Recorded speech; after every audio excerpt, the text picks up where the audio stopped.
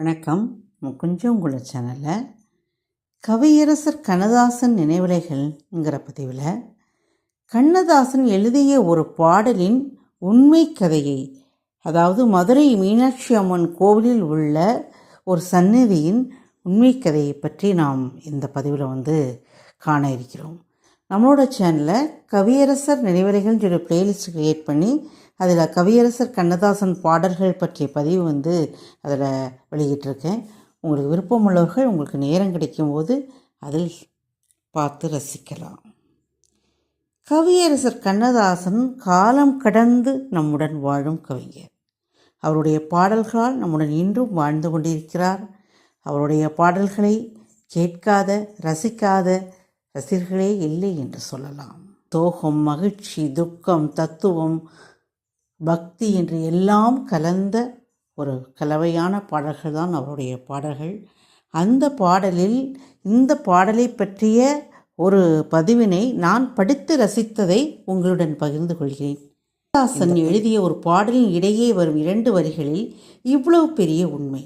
அது கதையல்ல, நிஜமே. ஒரு பாடலின் கதை. அது ஒரு பழைய பாடல். அந்த பாடல் இசைத்தமிழ் நீ செய்த அருண்சாதனை. இந்த பாடல் எல்லோருமே கேட்டிருப்போம். எத்தனையோ ஆண்டுகளாக கேட்டுக்கொண்டிருக்கும் திருவிளையாடல் பட பாடல்தான் இது. ஆனால் இன்று ஏனோ இந்த பாடலின் ஒரு சில வரிகள் என்னை அறியாமலே மீண்டும் மீண்டும் உள்ளத்தின் உள்ளே ஓடி வந்து உட்கார்ந்து கொண்டு அர்த்தம் தெரிந்து கொள்ள என்னை அழைத்தன.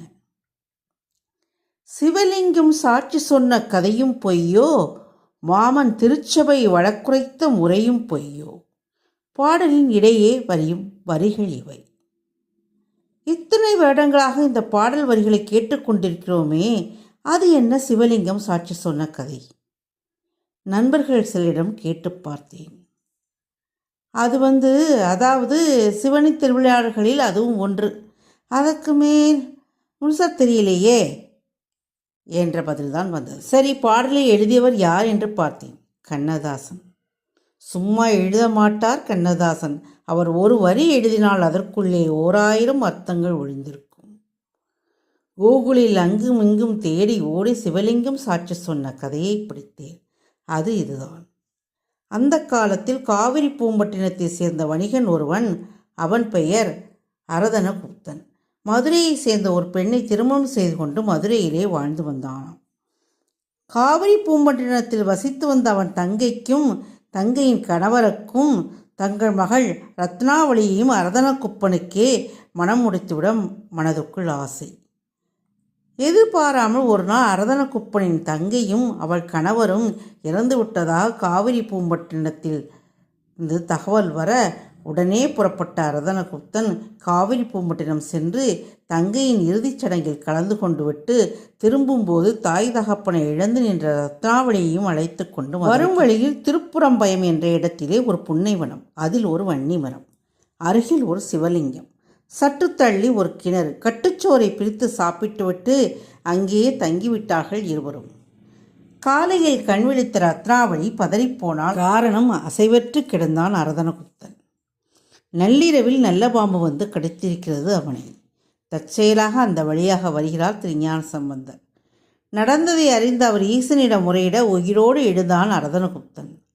சம்பந்தப்பட்ட விஷயங்கள் எல்லாவற்றையும் ரத்னாவளியிடம் கேட்டு புரிந்து கொண்டாராம் சம்பந்தர். அப்புறம் சொன்னாராம், ஈசனுக்கு முன்பாகவே இந்த பெண்ணுக்கு ஒரு தாலியை கட்டி இவளை உன் மனைவியாகவே ஊருக்கு அழைத்து கொண்டு போ என்று சொன்னார். மறுபேச்சு பேசாமல் மனம் செய்து கொண்டான் அரதனகுப்தன்.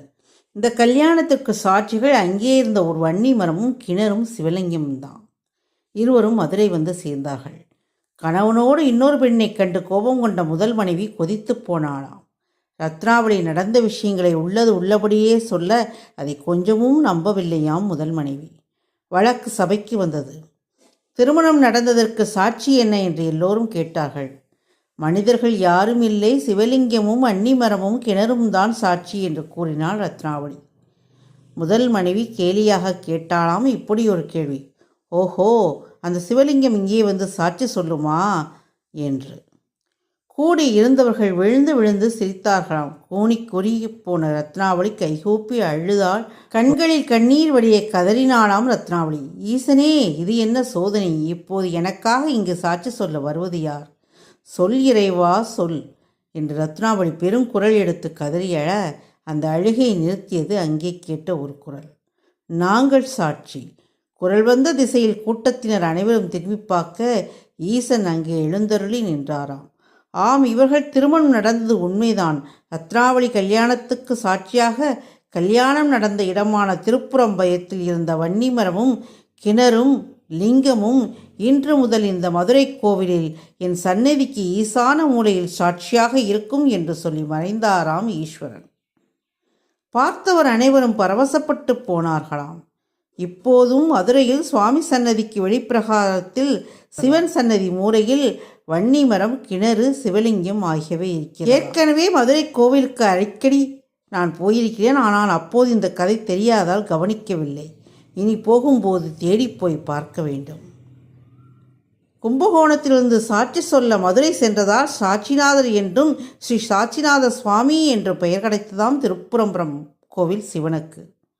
கும்பகோணத்திலிருந்து 9 கிலோமீட்டர் தூரத்தில் இந்த திருப்புறம்பயம் ஸ்ரீ சாட்சிநாத சுவாமி கோவில் இருக்கிறதாம். பொன்னியின் செல்வன் நாவலில் திருப்புறம்பயம் பள்ளிப்படை கோவில் பற்றி எழுதியிருக்கிறாராம் கல்கி. கதையை படித்து முடித்த நான் கண்ணதாசனை எண்ணி எண்ணி வியந்து போனேன். சிவலிங்கம் சாட்சி சொன்ன கதையும் பொய்யோ? கண்ணதாசன் எழுதிய இந்த ஒரு வரிக்கு பின்னால் இவ்வளவு பெரிய கதை இருக்கிறதே. இந்த கதையை முழுவதும் படிக்காமல் கண்டிப்பாக கண்ணதாசனால் அந்த ஒரு வரியை எழுதியிருக்க முடியாது. சரி, ஒரு பாடலுக்கே இப்படி என்றால் அவர் எழுதிய ஆயிரக்கணக்கான பாடல்களில் எத்தனை எத்தனை அர்த்தங்கள் பொதிந்திருக்கும். அவற்றை தெரிந்து கொள்ள எத்தனை ஆயிரக்கணக்கான கதைகளை, நூல்களை, புராணங்களை, இதிகாசங்களை அவர் படித்திருக்க வேண்டும். அத்தனையும் இந்த ஒரு ஜென்மத்தில் எப்படி அந்த காவியத்தாயின் இளைய மகன் கண்ணதாசனுக்கு சாத்தியமாயிற்று? ஆம், அவன் நிரந்தரமானவன், அழிவதில்லை. எந்த நிலையிலும் அவனுக்கு மரணம் இல்லை. கண்ணதாசன் வாசிக்க வேண்டிய கவிஞன் மட்டுமல்ல, பூஜிக்க வேண்டிய கவிஞனுமா. இந்த பதிவை படித்தவுடனே எனக்கு கண்ணதாசனை பற்றிய பாடல்கள் எழுதி பதிவிட்டுருக்க எனக்கு ஒரு மிக சந்தோஷமாக, மகிழ்ச்சியாக ஒரு அரிய பதிவு கிடைச்ச மாதிரி ஒரு பெரிய ஒரு மகிழ்ச்சி இருந்துச்சு. ஸோ அந்த பதிவை உங்கள்கிட்டையும் பகிர்ந்து கொள்ளலாம். கண்ணதாசனின் அந்த தேடலை, அவருடைய கவியின் ஆழத்தை, அவர்கள் பாடலின் பொருளை நாம் தேடி தேடி வாசிக்க வேண்டியிருக்கும். அந்த மதுரை கோவிலில் நீங்கள் செல்லும்போது அந்த சன்னதியை நீங்களும் கண்டு மறக்காமல் தரிசித்து விட்டு வாருங்கள். கண்ணதாசன் காலங்கள் கடந்தும் அழியாமல் நம்முடன் வாழ்ந்து கொண்டிருக்கிறவர். அவருடைய பாடல்களை நேசிப்போம், அவருடைய வார்த்தைகளை சுவாசிப்போம். இந்த பதிவு உங்களுக்கு பிடிச்சிருந்ததுன்னா இந்த சேனலை மறக்காமல் சப்ஸ்கிரைப் பண்ணுங்கள். கூடவே ஆளுங்கிற பெல் பட்டனை அழுத்துங்க. அப்போ தான் நீங்கள் நான் போடுற வீடியோஸோட நோட்டிஃபிகேஷன்ஸ் உங்களுக்கு வரும். லைக் பண்ணுங்கள், ஷேர் பண்ணுங்கள், உங்களுடைய கமெண்ட்டுகளை பதிவு பண்ணுங்கள். மீண்டும் பேசலாம். நன்றி, வணக்கம்.